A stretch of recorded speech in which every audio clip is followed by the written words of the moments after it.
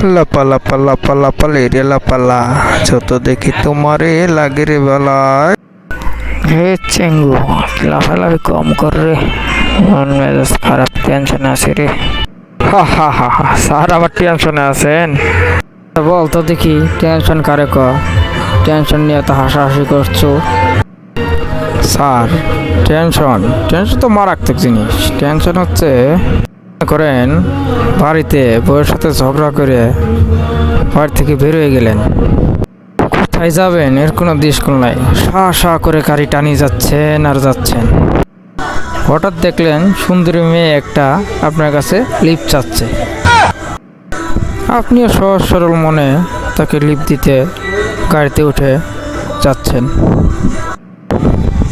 হঠাৎ করে মেয়েটি অজ্ঞান হয়ে গেল, সঙ্গে সঙ্গে আপনি হাসপাতালে নিয়ে গেলেন। ডাক্তার চেক আপ করে এসে আপনাকে কংগ্রাচুলেশন বলে বলছে যে আপনি বাবা হতে চলেছেন। আপনার মাথায় তো পুরো আকাশ ভেঙে পড়লো।